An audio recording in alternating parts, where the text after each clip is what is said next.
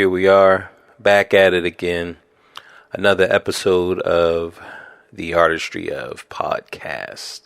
It is your boy, Bo Miles, back at it again. All right, so today we're doing something a little different. I am recording with the Apollo Twin. So right now I'm just adjusting the levels because I'm not sure how this is going to turn out, but I was going to record this episode in Pro Tools, but Pro Tools has a bounce. It's like a bounce down where you have to listen. It's the duration of the audio file. Now that's okay for like music, but for like a podcast, I wouldn't want this to sit and play for the hour that it was recording, and then I have to wait another hour for it to bounce down, right? So let's say I even take, an hour and a half or however long that it would take. I wouldn't want to wait that long to actually bounce down the track. So I'm like, well, let me go ahead and record directly into Vegas, because Vegas I can render the file in a matter of seconds, really. I would say that an hour or a 90-minute file would probably take around maybe 4 to 5 minutes, right? As opposed to waiting that hour. So with that being said, I'm not really sure how this is going to sound. It might sound a little different because I'm using a different audio face, but what I'm doing is I'm cutting out the zoom. Now, unless the quality is not good, let's say it's just too staticky, or maybe it's too much air space or whatever, then I'll change, and then the next episode I'll just do it I'll try it on Pro Tools, I at least got to try that, and then after that, then I'll just go ahead and put it on the Zoom, and just the way that I've been doing it for these past few years. I think we started in maybe 2016. I think that's when the podcast started. But as you guys know, I'm horrible with time, so it's probably like 2016, 2017 is when I started the podcast, around that time. So we'll see, but that's kind of the breakdown of how we're doing this. And one of the things that I'm noticing, because the screen is right in my face now, I'm looking sorry. I'm looking at the time, right? Which I've never done that. I'm just talking when I'm using the Zoom. So maybe I'll just turn this, let's just turn that screen off. That way we can just talk and get into the groove, and I'm not really trying to plot out, okay, this is how much time I'm giving towards this, and this is how much time I'm giving towards that. So yeah. So that is that. We'll cut up a spot for the intro, right? And yeah, so I'm quite sure I already put the intro in there. Well, why not? We're going to do it right now. Let me introduce you to Bo Miles, a unique and likable guy. Everyday life, friends and family makes up the artist's dream.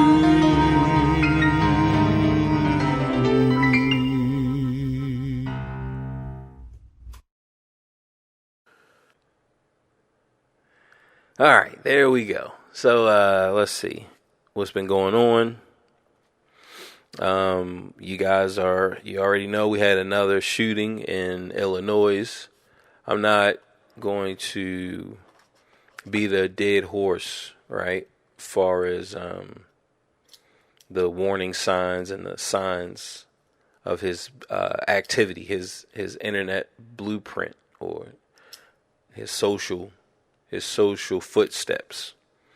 But just know that we are getting closer and closer to implementing that. I was speaking with a friend who is he's from Indy, Naptown, and he was telling me how bad the crime rate was there, and I didn't know. Like I didn't really know. Now I believe that I heard inklings of Gary, Indiana being bad, right? So I believe that I heard that was bad, and we went, me and the family, we went to Indianapolis before. We actually vacationed there, and we went to the racetrack, like Indy 500, and we went to a mall, and I want to say that's where I got one of my arcade sticks. Was when we went to Indianapolis, but the crime really picked up and took off in 2012. That's when it really took off there, and crime has been with us all of our time. So that's not new, right? We can't sit here and say that the crime rate. Now I had some headphones on, but those are getting pretty hot. So now I just need to look at the screen and make sure that my volume is still high, right? So I mean, we'll be able to fix it in post, but I want the levels to be fairly decent, fairly okay, right? I want the levels to be fairly okay, but yeah, it is hot. But like I was saying, with the crime has always been a part of us, as far as just humans, not black, or it's not a color or a a geographic thing. But there was a study where it was I believe it was like a population simulation. So they created these, I want to say that programmers created like a population simulation. And the way that it worked, it was a grid, and they had let's say they had like one node. And when the one node was by itself, then I believe that it did like a self-termination thing. And this could have been like an option that was given, that was programmed in this simulation, that when it was by itself, it didn't live long, right? So even if it lived 10 years or 20 years, that was still a question of, okay, how long can it live? So then it introduced two. And when it introduced two, and it wasn't like it was a being. It wasn't like it was some type of sprite. It wasn't a sprite. I believe it was maybe like a charge or a square, or it wasn't. It really wasn't like a creature or whatever. It's just like a digital simulation. And when it introduced two, then both lived longer, right? It lived longer than what the one was always living. And they found that it was a sweet spot as far as there was a number for this population where it was like the perfect number, where everything was in harmony and there was no murder. There was no suicide. It was just like, this was a perfect thing. And when it became overcrowded, and when they added more and more and more, then you started to see murder. And of course, the simulation. I mean, it wasn't like it was programmed to murder, right? But once it reached a certain number, it just happened like that, right? Now, we can even go, we'll even touch on genocide in this episode, because murder, we're not saying that it is genocide, but we know that we have the propensity for genocide. So we're going to come back to this crime rate in Indianapolis, right? Indiana. And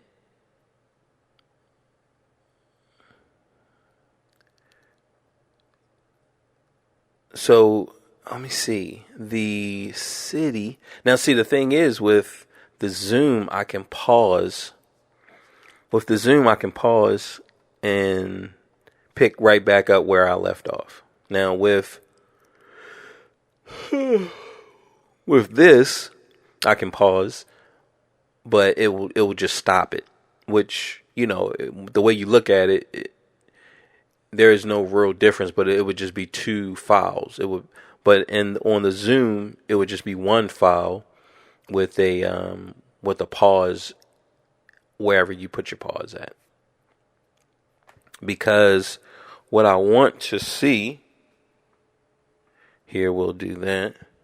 But what I want to see is I want to pull up a map, and I think I will. I think in the next episode, because we're using this, I think we're ready for the visuals, to add the visual, right? And the visual is not going to be complex. It's not going to be me switching over and over and just changing angles. Like, I'm not going to do that because there's no need, right? There's really no need. But I think I will do a soft visual, so it'll be me, and then as I look up this information, that will be up there, right? So we're actually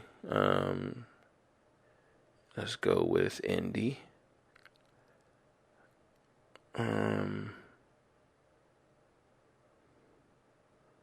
Let's see. So we got Indianapolis, and then we want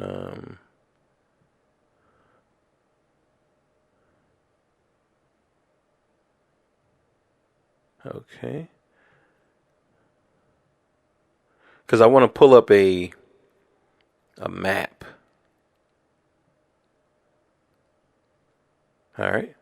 So we got the city of Indianapolis, and that is in Indiana, right? Yes. No, I just wanted to make sure because, like I said, I mean, we know that Gary, and we know that it's around, what is it, Cincinnati, but they call it something else, like they call it the Natty, or they call it Sin or Sin City, or I'm not really sure what they call it now, but I know it was something close to like Cincy or something like that. But we're going to return. We're going to return to that, because the problem of this crime rate in Indianapolis is consistent all over this country when we talk about the black youth. But remember, we have two concepts going on right now. We have a number of maximum peace, and I believe that when you're stuffed on top of each other, like it creates hostility and tension, and it just creates a level of like a thickness in the air. It's kind of like if you know that a person is upset, you know that a person is angry, and you're like, oh man, any minute now this person is gonna pop. He's gonna pop, right? Like you just know that that's going to happen. So we know that these things are in effect, are a part of the problem, but there is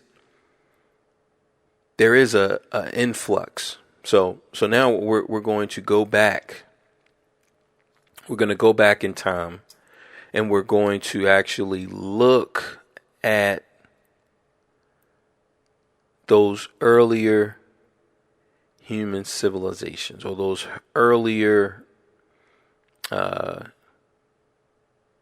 close to human, and we're going to question, okay, so how come there are no missing links? Right? Now, some of you guys can already see where I'm going with this. That we know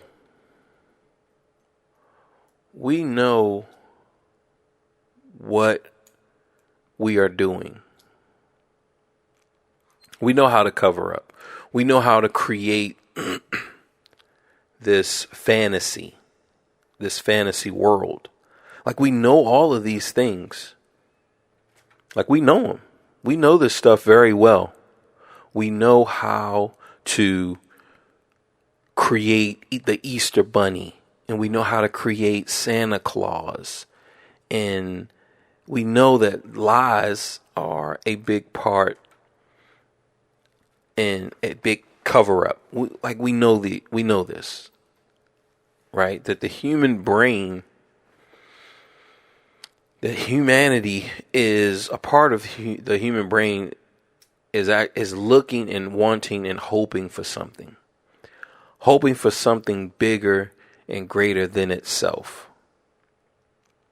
This is something that humans want. We also know that we are afraid of anything that can kill us. Any creature that can kill us, like we are afraid, which we should be, right? Now, when you ask yourself, okay, so we found dinosaur bones that goes back millions of years ago. We found dinosaur bones, but we haven't found the missing link, or we have small numbers. Like we're just now finding all of these other creatures. Like we have Lucy, back when that movie came out, that was the oldest close to human, or in our family, what is it, ape, in the ape family, right? So we found that was the oldest, but since then we've found older creatures, right? So if we have all of these, and just looking at the ape family now, there are 4, I believe. We have the gorilla, the orangutan, the chimpanzee, and then us. So those are the 4 in the ape family. Now, when we look at other creatures on this planet, there's going to be more than 4. If you look at Well, look at bears, right? If you look at bears, the bear family, they're going to have about four. If you look at giant cats, big cats, I believe that we're going to have around 4 to 5, right? We have lions, cheetahs, jaguar, tigers, leopards. And I'm not sure if the leopard, the jaguar, and the cheetah have a similar pattern, but I'm not really sure if they can intermix, if they can interbreed, right? I believe that the lion and the tiger that has been, they have made a crossbreed of it, but I'm not sure. Like, I'm not 100% sure. Which next week when we start up the visual, so the visual one will be on YouTube. When we start that up next week, we will look at things like this just in case, if to see, like, okay, yes, this is accurate, right? But then you look, so a lot of your big creatures, let's look at elephants. Elephants are alone. What is it? I can see the creature, hippo, the hippopotamus. The hippo is a part of the pig family. Walruses and seals. So as creatures become bigger, they start to get into a more smaller and smaller field. It's not as many of the different. It's not as big of a variety as far as species type, right? So we could say that, okay, well, that happens naturally in nature. So the fact that there's only 4 of us, but like I said, when you look at the skeleton record, you can find skeletons of these other creatures that existed, right? And it's not in large abundance, and it's not like we're actually going around looking and we're just trying to find and uncover and unravel all of the skeletons. That's something that's not happening as well, but we have a huge library of dinosaur bones,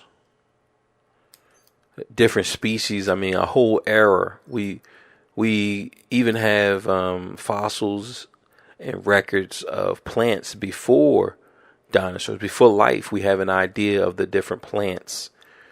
So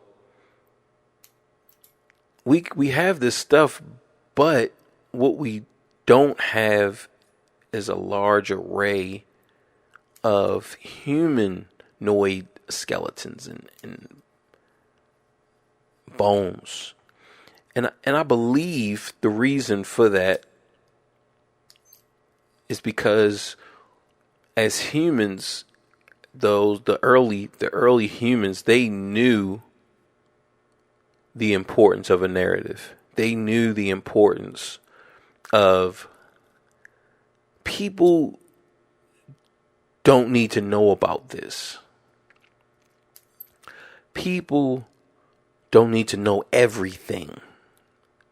So, like, this cover up has been happening since the beginning of our time on this earth. Like, we have been covering up for a long time. There's always been information that one group knows and have knowledge of, and is being held from another group within that main community. It's not like America is holding information from Italy, right? Because I don't want to always say China. Like like we're against China, because the citizens of China are like the citizens of America. The citizens of Russia are like the citizens of America, are like the citizens of Italy or the citizens of London. Like we're all brothers. We're all just trying to live and make a living and provide for our family. Like we all are trying to do that. We all want peace. But it's once you get into a position of governing, then the decisions that you make for peace, it can really get out there. So that's why I don't want to constantly say and put out this narrative that we're against China, or that we're against Russia, or we're against Yemen or Afghanistan. Like, we're not against. And when I say we, I'm talking about the citizens, the regular people of America. Like, we are not against any other citizens, but it's just the leaders of our nations are at conflict because they want to protect and they want to take the American government, the American leaders. They want to take from the Middle East. They want to take from Europe, right? So, and vice versa. So, so that's why I don't want it to seem like we're at war. The people, the citizens, feel strongly about different nations, because we don't, right? We don't. We're brothers, and we have brothers listening from all over the world, right? We did the episode where we went over that and we discussed that. So,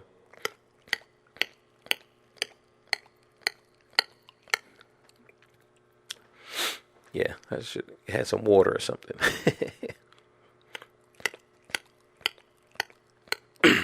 All right, excuse me. So, I don't want it to seem like that we're against, right? We want to put out a positive message that we're not against rap. We're not against rappers. Right? But where was I? I believe I was on the point of there's always been this agenda of keeping information from a group within our own group. That humans believe that withholding information is always in the best interest of keeping peace and keeping everything good, right? We will do that time and time and time and time again. We will create monsters and create mythical figures and create all of this stuff because we know that is a part of human nature, is to believe in this stuff, because because that stuff is remnants of control. That stuff is remnants of control. And we have to believe that the reason why we don't see and we didn't see and hear about all of these different skeletons, all of these different fossils, these ape-like or human-like fossils, the reason why we didn't hear about those things is because it interfered with the narrative or the agenda of the time that they were trying to push on the people. Because they were controlling people. And the reason, I would say, is because of murder. And it's not, I can't say just it was, all right, these other creatures were just relaxing and being peaceful and being this. I'm not, who knows what would cause the tension, but just looking at human nature, like I said, when we talk about genocide, we don't have a problem killing other humans in large numbers. We don't have a problem committing genocide on humans. If you're from freaking 53rd Street, we don't have a problem with killing everyone on 53rd Street. Like, we don't have one problem with that at all. Just killing the whole 53rd Street. Just every person, man, woman, and child in there. We don't have a problem with that. We don't have a problem with enslaving the women and the children and the men of our own humans. These are, no matter what you have to tell yourself, even if you have to tell yourself that they are not humans, but you know that they are. Like, when we look at what happened with our Jewish brothers, and we look at what happened with our black brothers, and we look at what happened with our quote unquote white European brothers, like, we don't have a problem with killing. When we look at what happened with our indigenous American brothers, like, we don't have a problem with just killing them all, enslaving them all.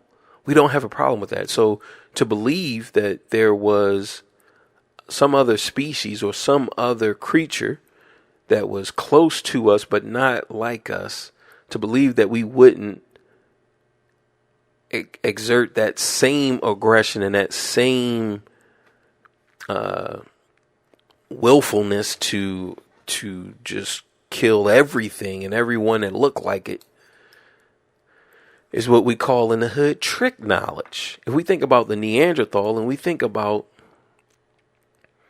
one narrative is that, okay, we accepted them into the society as far as mating with them, right? We accepted them, and we just mated with them, and that's where they all went. We just mated with all of them, right? No. We hunted them down and we killed them. And then we destroyed the fossils, as many of them as we could. Clearly. Clearly that's what happened. We didn't just go around just having sex with them until they became one. Because if the Neanderthal was a lot stronger than the humans and they could mate, and clearly that's where the myth is pulling us towards. It's telling us that the Neanderthal and what we would call the modern man could produce an offspring. Well, the Neanderthal is going to be bigger and stronger. So 9 times out of 10, it was raping the modern man, the modern woman. That's what was happening. It wasn't, we're just having this conversation where, far as language, I mean, I don't know. Maybe both, maybe they could communicate. Maybe we had some docile ones. Far as if we look at the wolf, right? If we look at the wolf and we say that, okay, the betas or the weaker wolves, they would hang around humans, and they formed an alliance. So they formed this alliance with humans, right? This happens in nature. So the weaker Neanderthals, and we know that apes and creatures like ape-like creatures are social, but the orangutan is a solo ape. It doesn't hang in groups, in large groups. Usually, I believe that the male is just by itself. So usually the male is by himself and he's just going about, right? So that's usually how it is. So we know from, I would say myth, right? Because we don't know. So all of this stuff is just speculation. But the myth of the Neanderthal would be that they were a social creature, at least 3 to 4, that they would hunt together. That's the myth, that they would hunt, and that they were a family oriented. It would be a male and a female would at least be together, and they would kind of raise their kids. So this is all like, the myth, but the main thing that we have a myth of socialization, and not just one Neanderthal by itself going about. So of course you're going to have, testosterone changes a creature. Testosterone will change a creature. If you give a cow testosterone, it will grow horns and it will go around and kill people, right? So testosterone, it gives this, it's where the aggression lives, and it's not bad. I mean, this is all good stuff, right?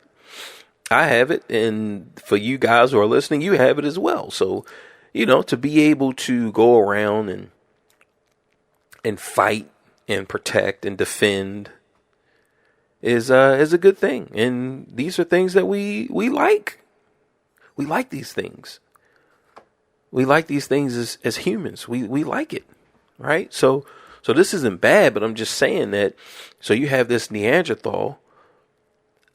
It's probably going to rape. It's probably going to rape humans. The modern man, so the modern woman, will be a victim of this rape. It will probably kidnap and hold her hostage, right? It will probably come in, kill the men, take the woman back to its place, right? And look, just have its way. Because the Neanderthal woman would probably be strong. I would say that the Neanderthal woman would probably be as strong as your modern man, right? We don't know. We're just basing this off of the fossil records, and looking at the bone density, and just kind of saying like, yo, this is it looks pretty big, right? But we also have to remember with chimps are extremely stronger than humans, but yet they're not as big. They don't weigh as much. So strength and power, we're always relating to size. Bigger is stronger. But chimps prove that that's not always the case, right? Chimps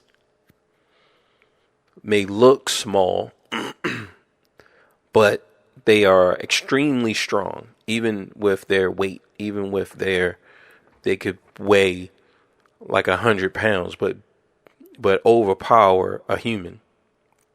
They could weigh like 120 pounds and easily overpower a wrestler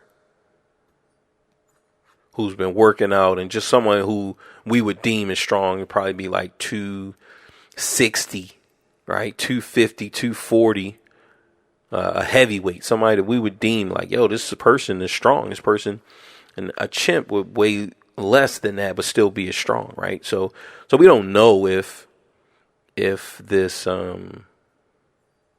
if the Neanderthal was stronger, but we do know that they were bigger, as far as when we look at the fossil records, and that's why we pack them with all of this muscle and mass, because of the fossil record.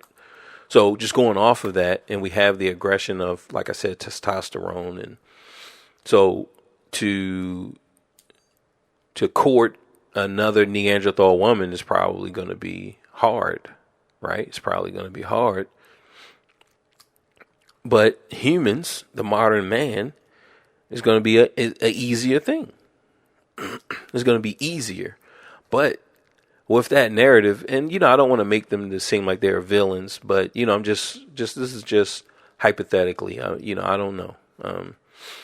It's going to be one or the other. So either they did it or we did it, but clearly it happened because that narrative and that story about them coming together in their genes, and we know that their genes are in the human genes. Like, we know that remnants of their genes are in there. Now, it could have been consensual. It could have been, they were communicating. They told each other and they depended on each other for survival, right? Like, that could be a narrative too. I'm not just saying that it's all bad, but there is some bad in there because because they got wiped out. Because there was a genocide. And that's why I know that there was some bad in there. I know that. Maybe 10, 20, 50 years from now, we'll find evidence of it. But I know that because they have been wiped out and their fossils are, we're talking about abysmal. Probably, we can, look and do the research, which, like I said, starting next week, we're going to do a soft run and see how that goes. So we might continue. So that way we'll be pulling up the facts, far as just the gathered information. I can't say the facts, but the gathered information and what we can determine is accurate knowledge, right? Agreed upon knowledge. But clearly there was some type of disagreement between the two species. We know that they encountered each other. We know that there is a small trace of Neanderthal DNA in the human DNA. Right? So just those things alone lets us know that there was some type of interaction and there was some type of conflict and there was some type of mating going on. We know that. Now, because I would say that the DNA is small, because it's small, then that's what makes me believe that it was more of a forced thing.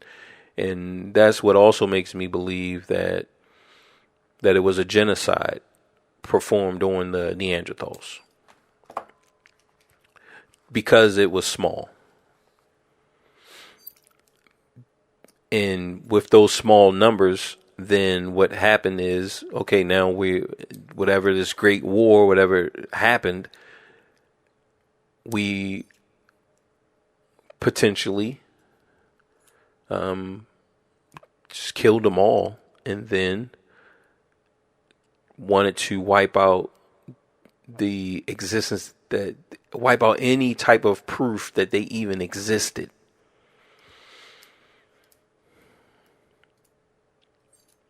We come up with this, it was the Ice Age, right? It was the Ice Age that killed them.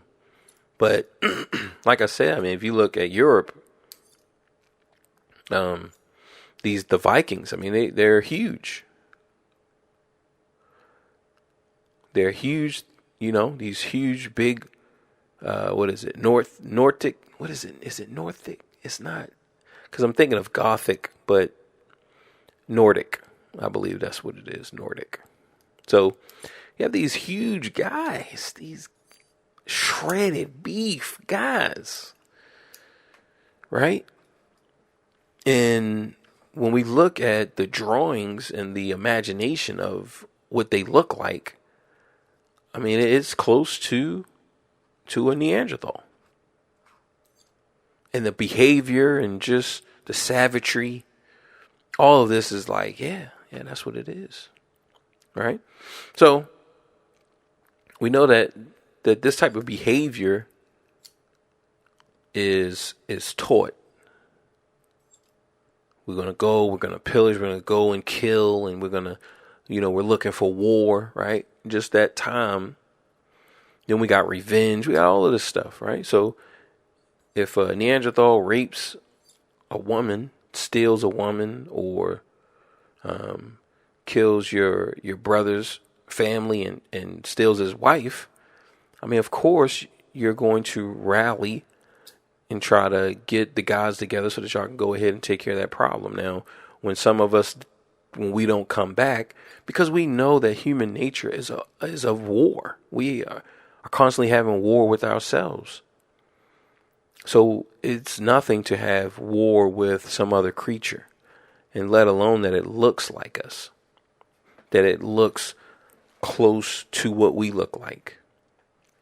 I think that's the big thing about race, which now I think we're getting better at as a whole in just in human history, right? When we look at the different our different brothers and sisters, I don't like I'm just speaking personally. I don't want to kill.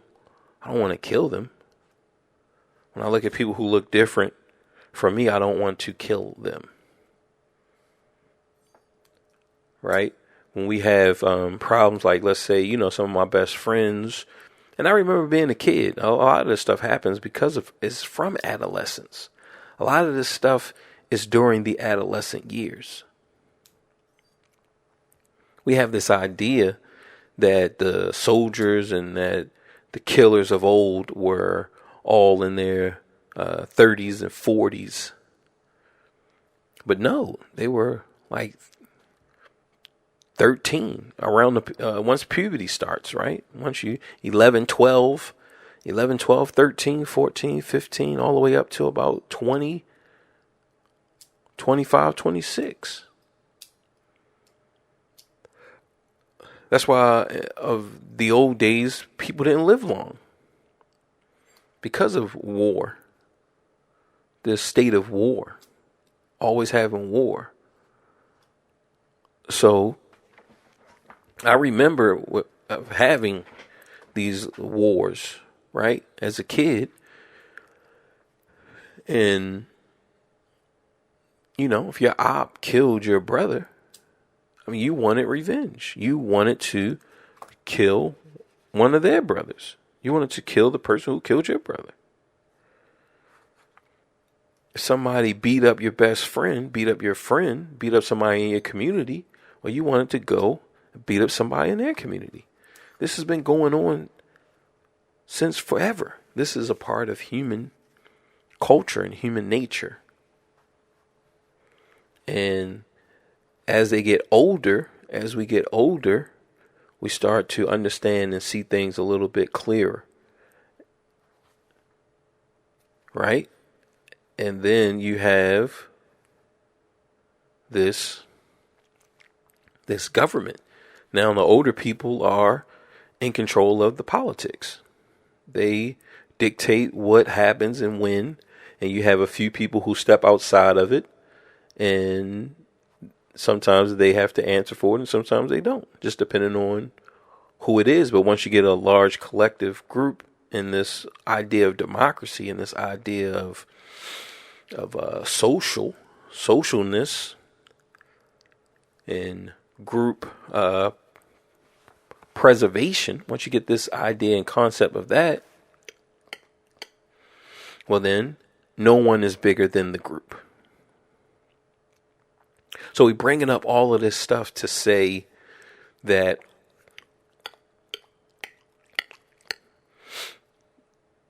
with that type of thinking, that genocide is going to be common throughout the time, and cover-ups. Like, we love that. We love to cover up. We love it.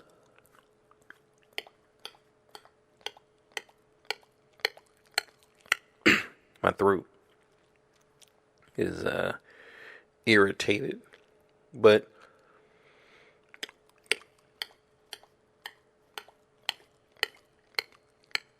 we love that. We love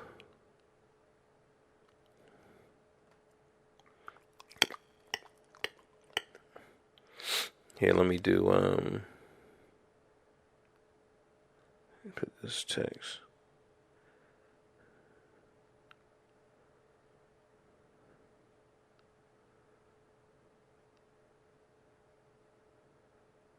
Let's see. I don't want to just be in silence, so I'll just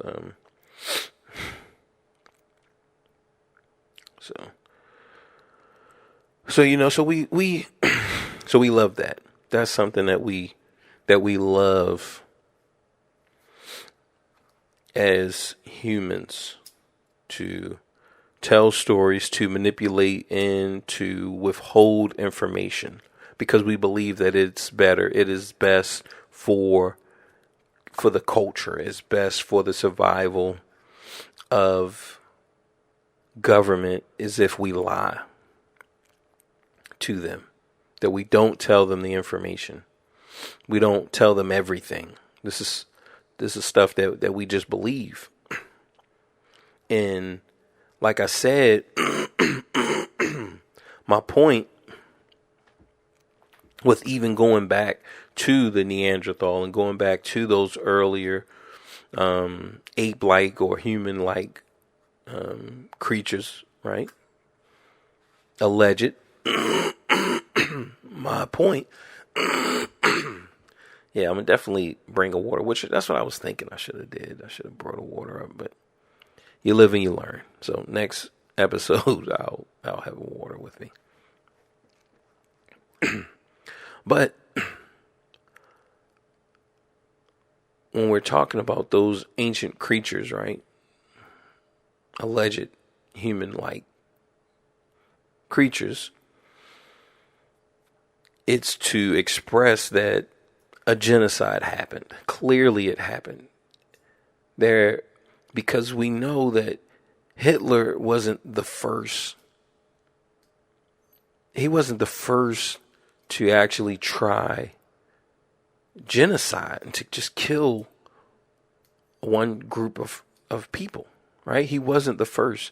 It has happened in human history multiple times.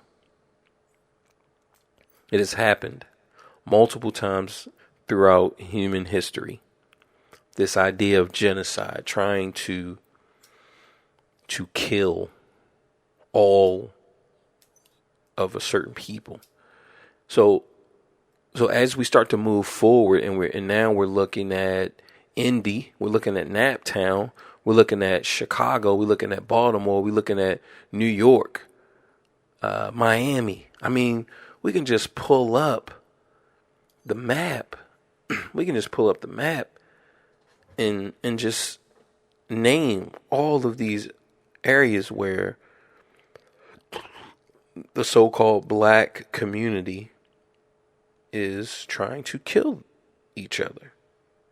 And of course, it's not everyone. It's only a small group, right? It's only a small group, but still, it's all over the country. It's all over the country. So when we say that, you know, these cities, so I mean, like let's just open it up. We got New York, we got Boston, right? The blacks in Boston, they are, you know, killing each other. New York, Pennsylvania, Rhode Island, Delaware, New Jersey, Maryland, Virginia, North Carolina, South Carolina, Georgia, Florida. And we're talking about their cities in each one of those states. I just went down Maine, okay? I'm just on the East Coast. We're going to step over and say Alabama.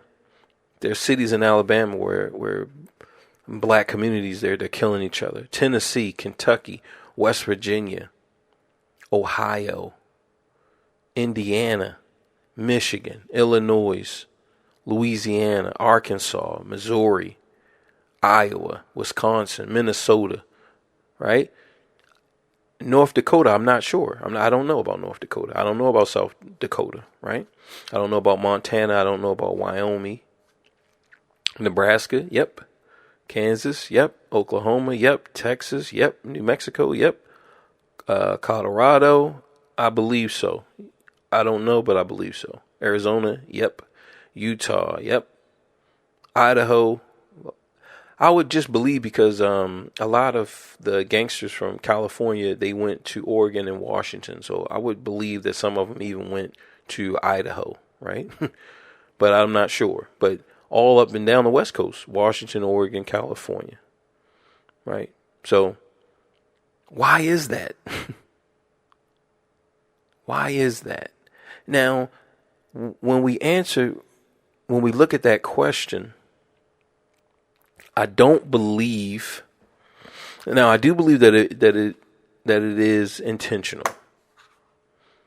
I believe that it is intentional, but I also believe that just like when we first talked about that population simulation, that it is a part of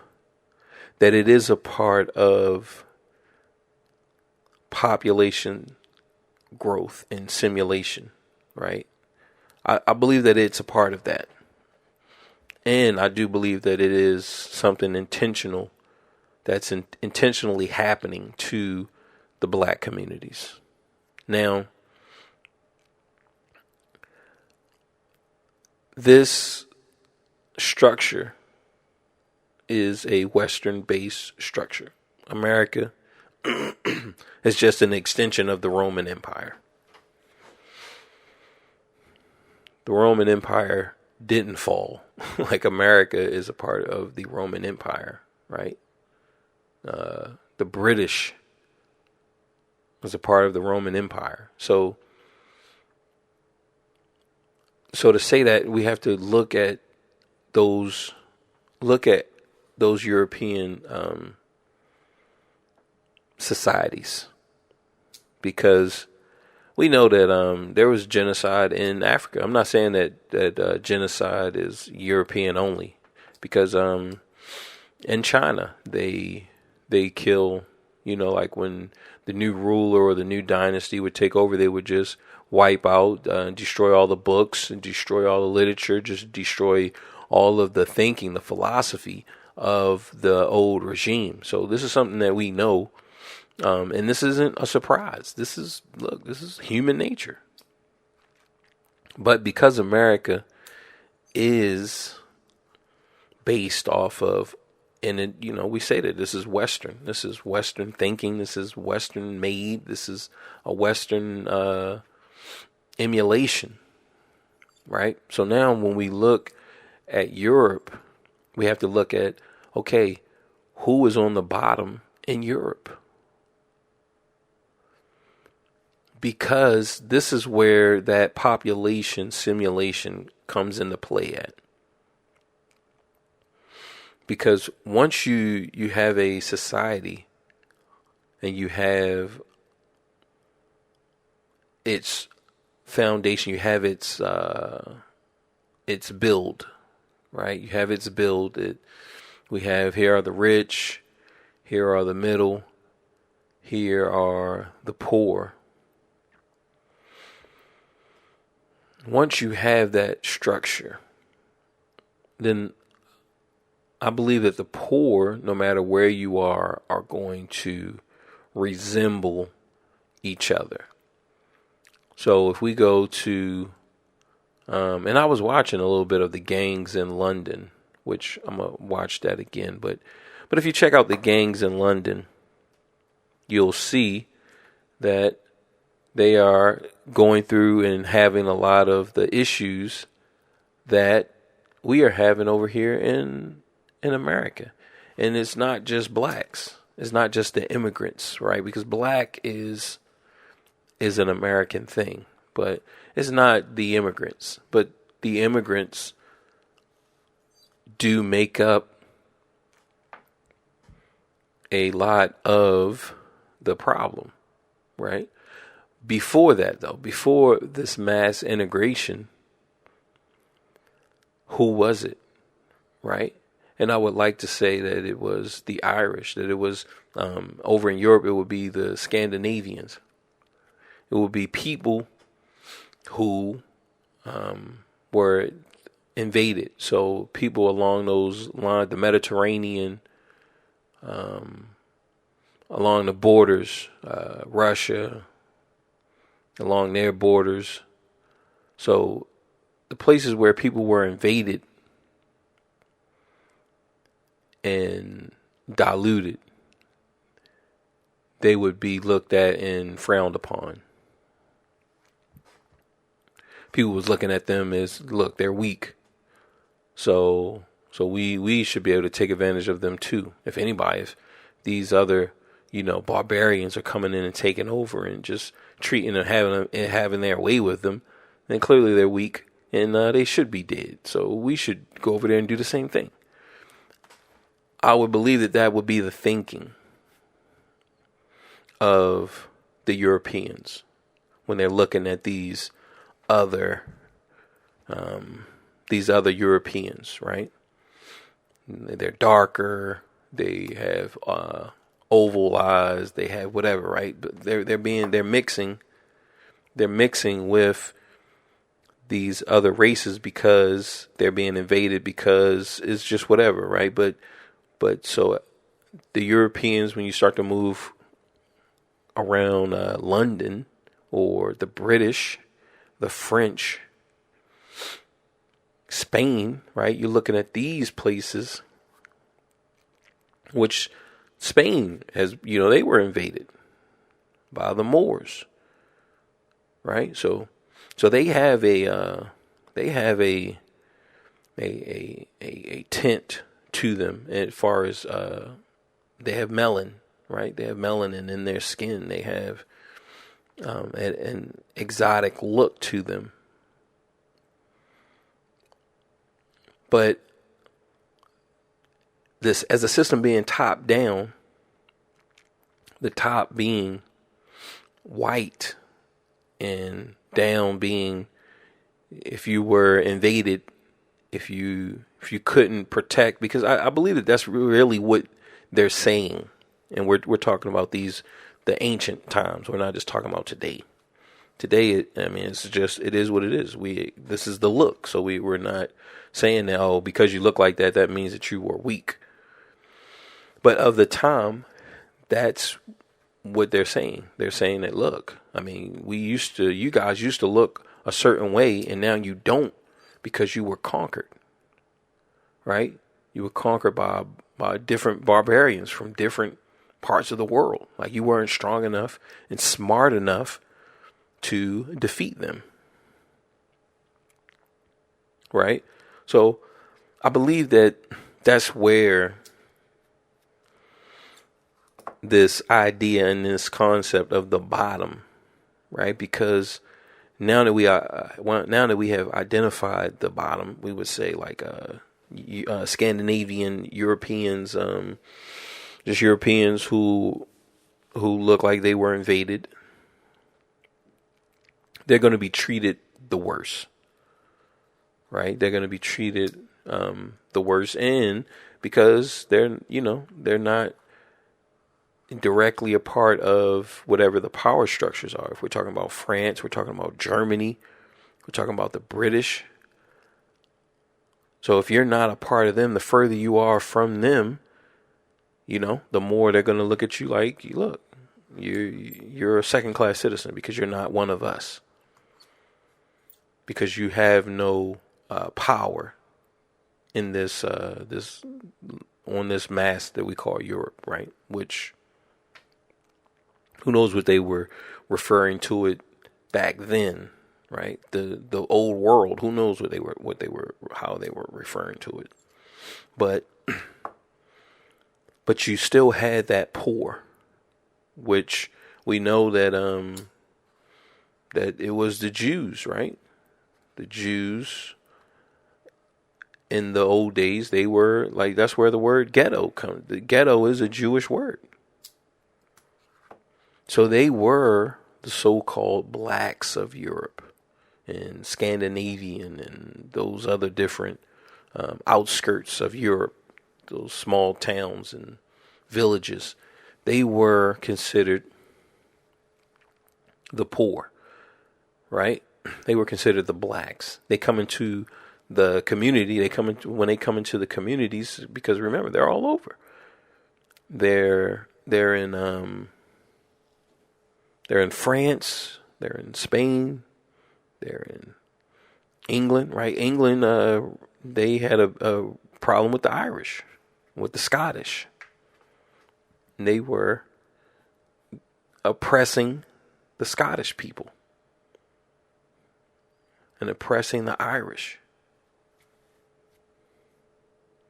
So these are all ideas and techniques that are just being built now. In Africa, the same stuff was happening. So I'm not just saying that this is a European thing. Okay. We know that wherever the power structure is, as you move further and further away from the power structure, then you are now looked at as lower class, that you're not as strong as whoever that is in power, right? If you were conquered or you were defeated, then like, nah, you weren't strong enough, you weren't smart enough. This is more like a victim blaming based type of idea. So this is human nature, right? So now that we come over here to modern day and we look at these black communities, right? There is a level, there is a force, a opposition that is pushing to keep them down. And not just to keep them down like, hey man, we gotta make sure we keep them down. But it's just a dance, and this is your role in the dance. It's like a play. And here are the characters. Well, boom, here's your role. And it's like, nah, I don't want that role. Well, write your own play, and I won't come to see it. But you can put whoever you want in it, right? That's the idea. That's the thinking. That's how you're treated when you're at the bottom. So even in India, we can go over to India, and we know that there is an untouchable class there. We have a tier system. We have the bottom, the lowest of the low, and they're being treated a certain way. That's all over, right? Now, some places are worse than others. Some places are worse than others. But we have this thing where as much as we don't want you here, but we don't want you to go somewhere else. Because if you go somewhere else, then it's like, well, y'all go ahead and kill them all then, right? It's a weird thing. It's a weird thing. It's just like with the migration, when these immigrants are going places, then the people from wherever they go, they don't want them there. Oh, we don't want you here. Don't come here. Look, man, we trying to get away from oppression. We're trying to get away from being murdered, from being raped, from just being treated like the scum of the earth. Oh man, you are the scum of the earth. If you know, like where's that stuff coming from? Where's that coming from? And it's like the Americans were the prisoners and the scum of Europe. They said, oh, just send them over there. Right? We don't know what's over there. We're in a savage land, right? We don't want to die. Send the prisoners over there. We have too many of the scum over here. Let's send them over there, right? So that as soon as they get over here, they're oppressed, right? You have France is oppressing their French, the English, they're oppressing their lower men, or however you want to call it. The Spanish, they're oppressing theirs. So you still have this oppression, but then you have this revolution, and now that the oppressors are sent back to where they are, and what happens? Boom! It happens over here. The people that have power, that are close to trade and making money and having influence, they're influenced. Like, yo, now okay, where's this dance again? Again, we return back to population simulation. That magic number where you have a bottom class, and this bottom class is doomed to do this dance of poverty. But the only difference between then, when we say then, we're talking about, like the 1800s, the 1600s.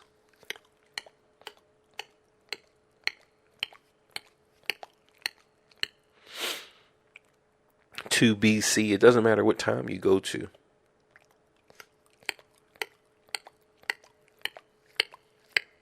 But the difference now is guns. I gotta sneeze in. Let me see if I can just, let's see. We can turn this down. Check. All right, so.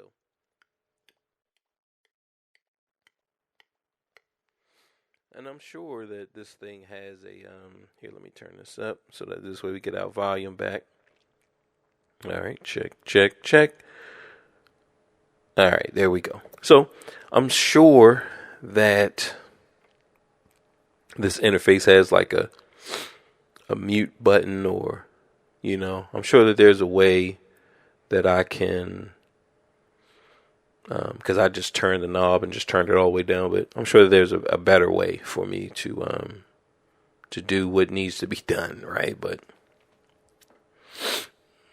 let's see, where were we? And this would be a good thing if I could like go back, which I'm sure there's a way to do that as well. But we're learning, and we'll get it. Okay, we'll get it. But my point. Now let's see, where were we? We were talking about guns. Yes, guns, germs, and steel. Guns being introduced into this equation of population simulation has changed. It has changed. And like I said earlier, that the difference in this scenario is that there are people who are purposely trying to cause chaos and destruction in the black community. And because of that, people in other nations, and our rivaling nations, are actually using that against us. They've seen, okay, all right, this is how y'all get down. Well, it works, right? Y'all been using this. Y'all been using this to suppress the blacks for so long. Well, shit, let's use it on you. That is happening as well.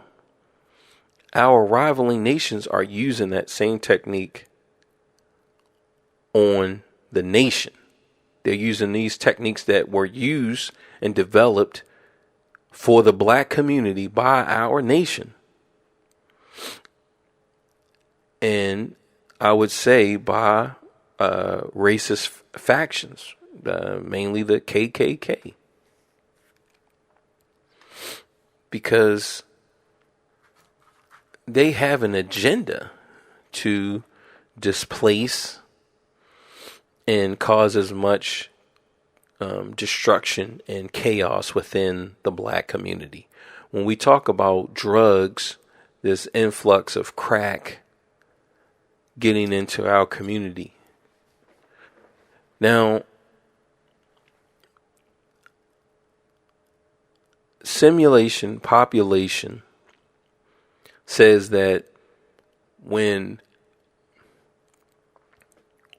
these entities, right, when these sprites are crammed on each other, crammed around, and territory is tight and small, and they're just stacked on top of each other. When you have that type of environment where it's just crammed and tight and restricted, then it brings hostility. It brings this anguish and tension. The tension in the air is thick. Once you get a certain number, and you just cram them all together. Right? When it's spread out and and everyone has their own little plot and their own little space that alleviates that tension. But when they're all just kind of stacked and packed on each other, and you just start to add all of these different stressors, it just makes the tension really thick, and it's just ready to just pop off at the drop of a dime. You would leave me at the drop of a dime. Swallow my hand, look by your side. Right? So we know, because there's a video of a cat, of two cats. So there's a bird that is annoying. It is picking a fight with each cat flying over from one building to the other and agitating each cat, and it leads them to fight each other. And these two cats now are fighting each other. So this population simulation, we know that there's a certain number. We know that once it's packed and crowded, that now tension is there. So with the knife, you're going to have you're going to have stabbings, and because people they're not trained killers. So people were getting stabbed back in the day and they were surviving. Yeah, sometimes they were dying, right? So you get this stabbing, but now you had heroin. So there's always been pushing drugs into the community, right? Pushing hard, like we're talking about hard drugs. So you have marijuana, right? So you got marijuana in the 20s. And so when it came over, now we do have information that says that that it being banned was for another purpose other than its effects on the brain. It was more of a move to ban a certain type of plant so that another industry could survive, and that another industry could make money. And we know that stuff like that happens all the time. People are always lobbying and trying to get things blocked and stopped. That's again, we got human nature. But so that stuff is being pushed into the community, right? And it's not even bad. It's not like it's really revving up and bringing up crime, and people are just going crazy. And because, like I said, with the KKK, that is the agenda. And because the KKK infiltrated the United States government, then you have that agenda being rolled out and is happening. Now, it's not like everyone in the U.S. government is a part of this. No, they're not. They're not. We have people in the government who, look, I just care about making money. I'm just trying to make money. I'm just trying to make as much money for me and my family as possible. I'm trying to set my son up where whatever he wants to do, whatever my wife wants to do, whatever my daughter wants to do, my great grandkids. I'm just trying to set that up and just to continue that process. So that is the bulk of the government, right? It's just self-preservation. But with the KKK and their doctrine, when they get into office and they get into power, they have look, I'm trying to set up the self-preservation. I'm just trying to, get as much power and as much money as possible. But we meet every Tuesday. We meet every 3 days, right? We meet twice a week. We meet every day, right? If we're looking at it like like your regular groups, right? You're going to meet every day. If you're a hardcore enthusiast, you're going to meet every day. You're going to meet twice a week. You're going to meet at least once a week.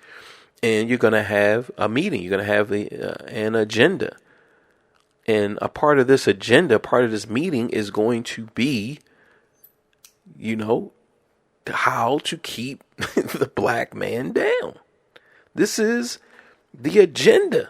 you sit and you talk about the bad and the wrong of different races and all of this stuff, which, I'm not fully versed in their doctrine, in their media, in their propaganda. Like, I'm not fully versed in that.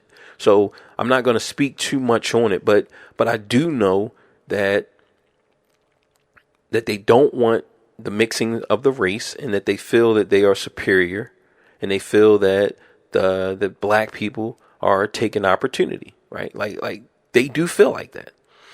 Now you're in a power to actually do something about it. If you're in the government and you can actually do something about blacks, you're going to do it, and you're going to be told to do it. That's the whole thinking and the whole philosophy behind all of that, is to do something about it. What's the point of talking about something if you can't do anything about it, right? When I go to jujitsu, it is to practice something so that I can execute it when it is time.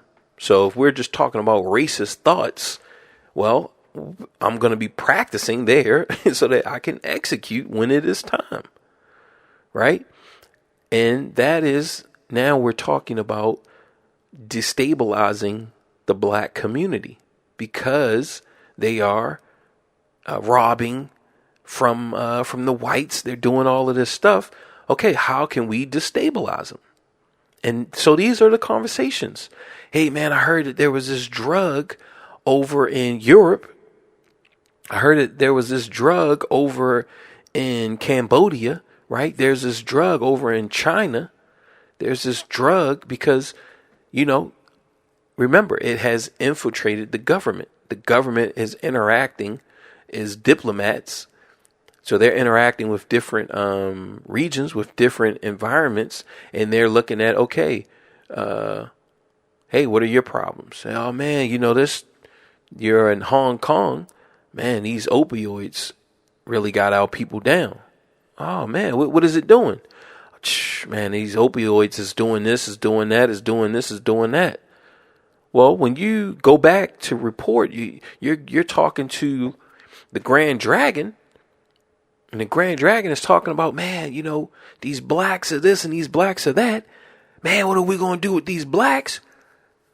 You just came from Hong Kong, and these opioids over in Hong Kong is it's really, man, it's messing them up. Well, shit, you think it'll do the same thing for these blacks? Oh, hell yeah, it'll do the same thing.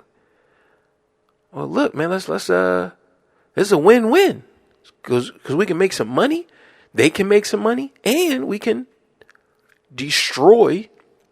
start to put cracks, because remember, population simulation says that the tension is already causing chaos and already causing just ruckus amongst the people. Like, so you don't even need drugs for that.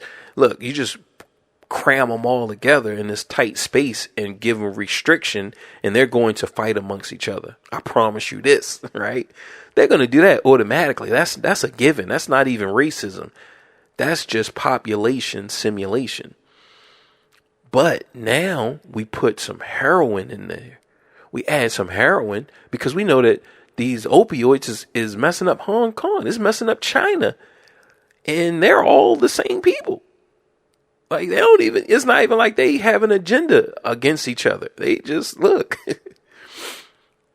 this is just messing them up. So boom, now you have intention. You have, look, we are going to pump opioids into the black community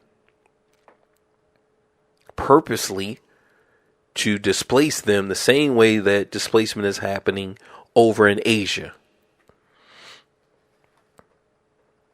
Right? Now, it didn't start with heroin. Like I said, it started with marijuana. And it started with just, look, let's just make some money. So you got money being made, and just like with anything, whenever you want to take over, you want to cause chaos and displacement, then you start to just, you label someone barbarians, right? That was a common European thing. That's how you do your crusades. That's how you go and kill. That's how you go and pillage and rape. they're savages, they're barbarians. We need to go over there and we need to go mess them up. Okay, we need to go fuck them up. All right, they're barbarians, and you can. All right, now once Europe gets Christianity, now okay, we need to go and deliver Christ. We need to go and deliver Jesus to the barbarians, right? But before Christianity, it was barbarians and savages, and we need to go over there and fuck them up. That's what it was. So because it was from the old days, and we're still, like I said, this is still a part of the Roman Empire. Boom. Anytime you want to give that displacement, you want to give that us versus them, you just look, anything that makes them look like barbarians. We're still doing it when we talk about the cartels. When we talk about the cartels, we talk about them cutting people heads off with chainsaws. We're talking about them murdering people. When we talk about Afghanistan and we talk about the I can't call them terrorists over there, right? But the ones who want power, the power wanters, we show the barbarianism. We show their barbarian side. We show them as savages. Look, man, we need to go over there. We need to do something about these savages, about these barbarians, right? This is just common. This is what we do all the time. This is normal. This is how we work. So, because marijuana, like I said, there's another reason. It's not what it was doing for the people and to the people that caused the for it to get banned. It was for a political reason. The hemp properties of marijuana, which is the male, I believe. The hemp is the male and the other one is the female, was more durable than what we use for paper. Again, I got to sneeze again, so excuse me.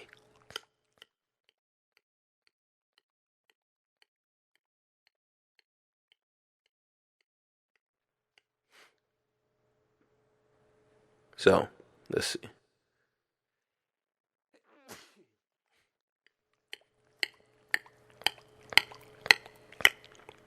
All right, let's bring it down because I don't want there to be like a lot of air, which I won't know really until this is over, but I'm gonna try to at least keep that airy space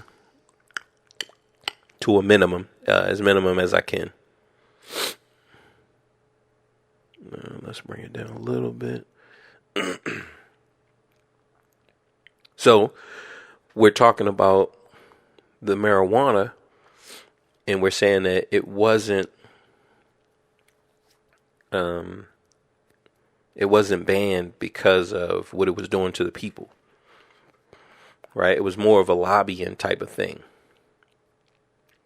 that the properties were stronger and it would collapse the industry of the time. And we were already battling just the economy of that age. We were already battling that. And then here you have this new product and substance that could even cripple the people who were already in power.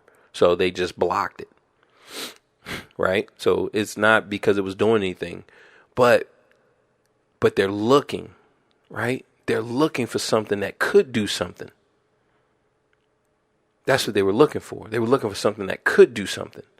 Now they blamed marijuana. They was blaming, man. People smoking weed and they going around raping women, right? They're trying to put this barbarianism on the drug, right? But just look at that. They were looking for a drug that would make people barbarians. Why? Why would you want to make the other group barbarians, right? Because, like we said, this is European history. European history has a track record of going out, finding barbarians, and fucking them up. That is European history. They look for barbarians. They put that title on them. And because once you get that title, and now it's okay. It's okay now. It's okay. The people, the public, the society is now on your side. You can go fuck them up. So you bring that same thinking over here to America. You look, we need something that will make them barbarians. Okay? One KKK member said marijuana. We looked at it. It's not. But that member really wanted it over here for another reason. It was brought over, like I said, it was brought over to topple another industry. It wasn't, it wasn't even focused on. Now they say, okay, look, they chill, they relax, they this, they that.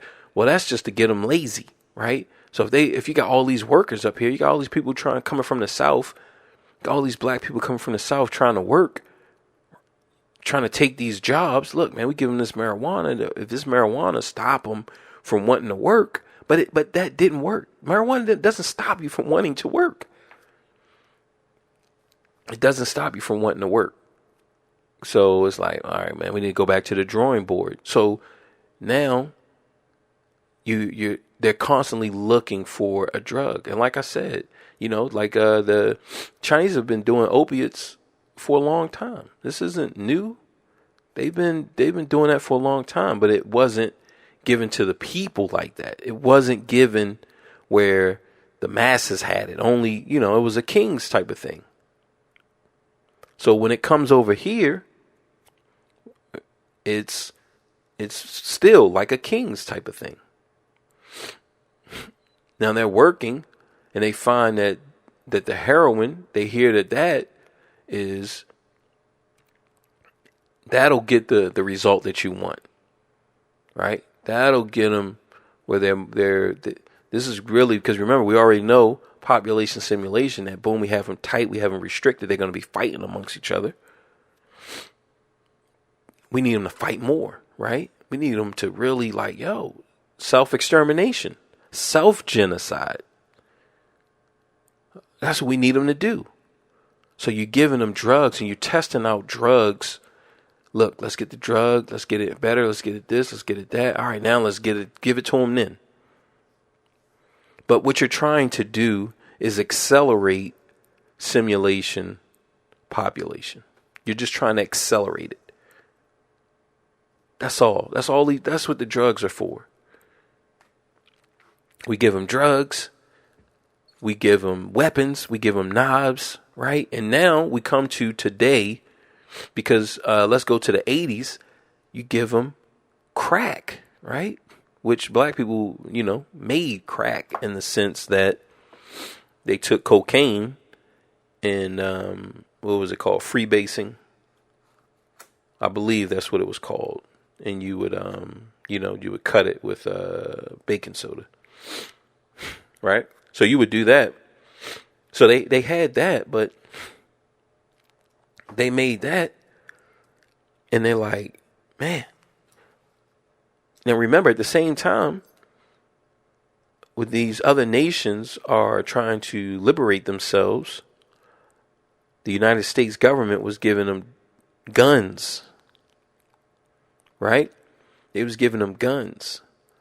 So, look, let's look.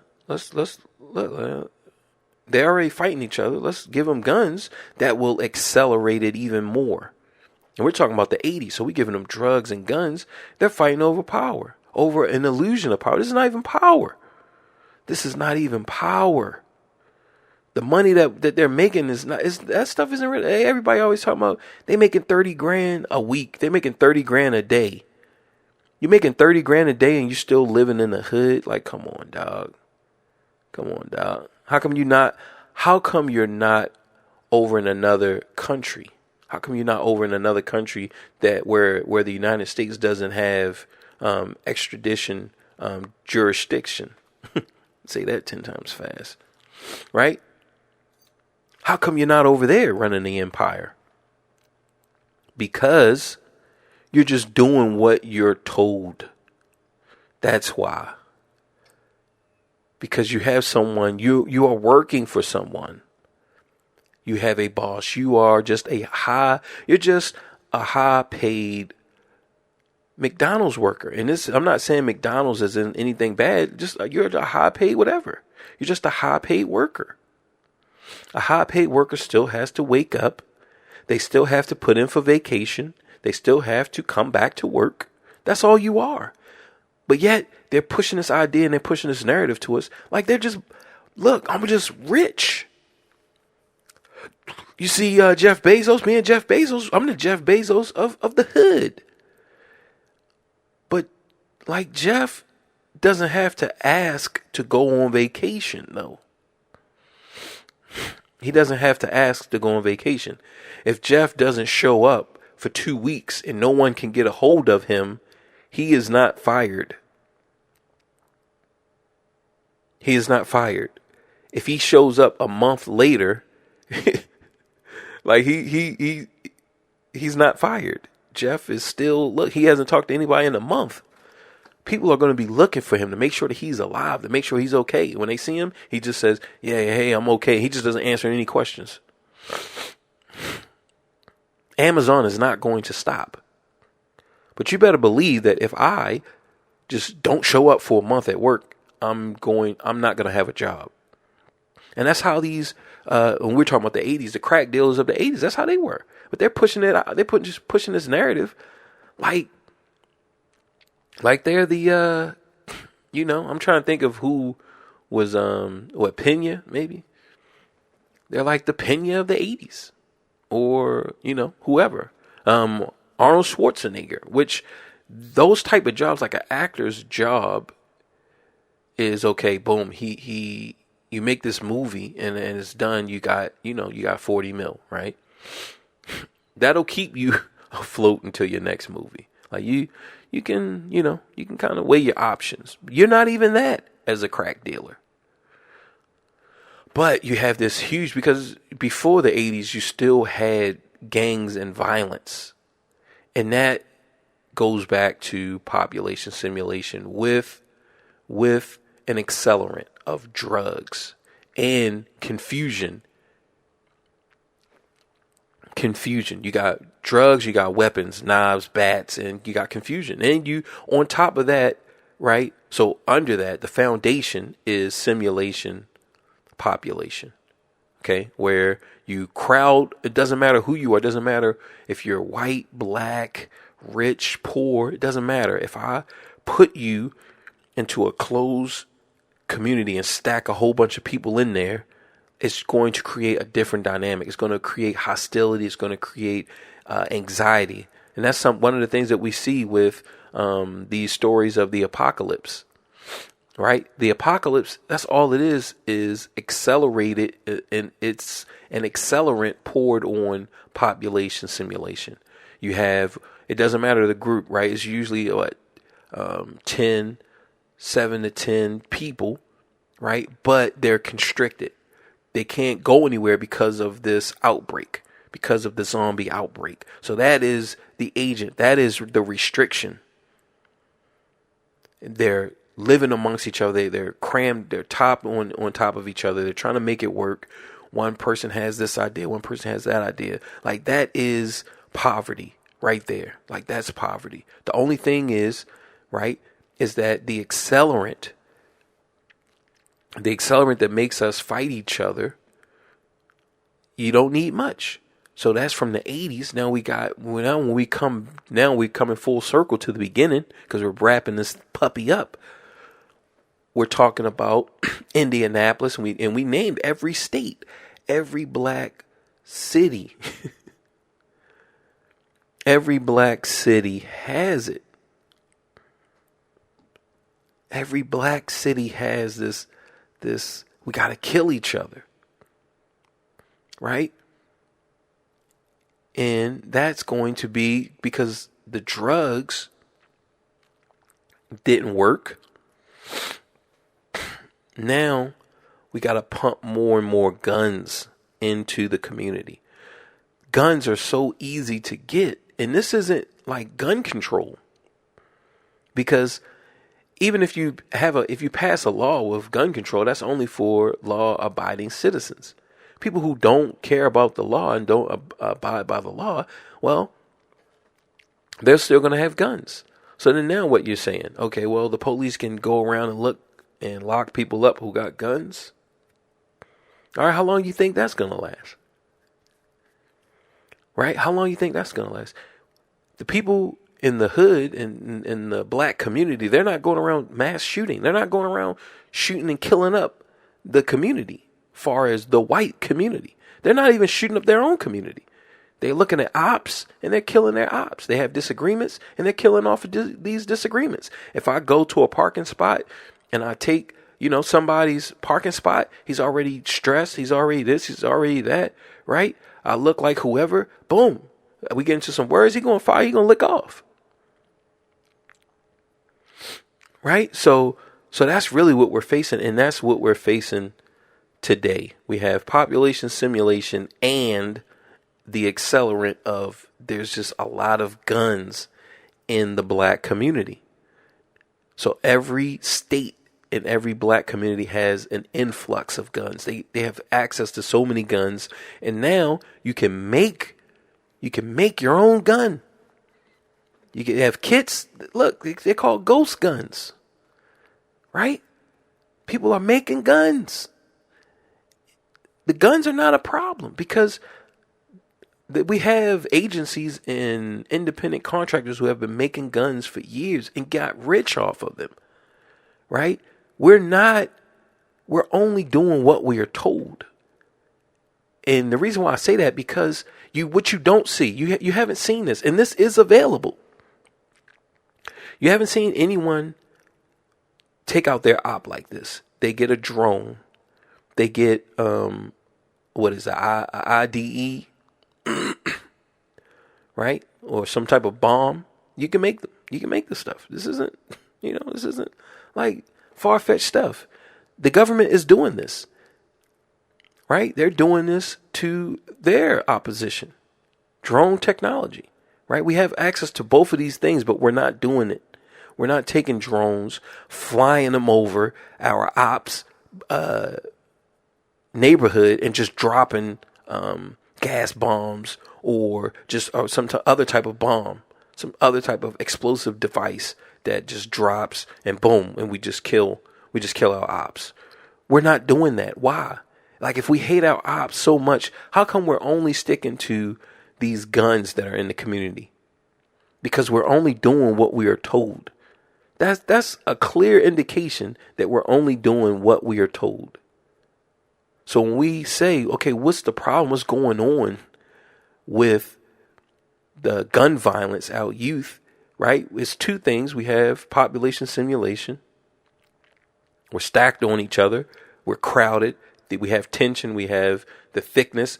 We have testosterone in youth, right? These kids don't know what to do with themselves. They have all this testosterone. They have all this anger naturally. Like, even if you was just in a house and you was in a perfect condition, testosterone is still going to do something to you. It's still going to give you that edge. It's still going to give you that propensity to be aggressive and to fight. It's still going to give you horns, right? Red Bull gives you wings. Testosterone gives you horns.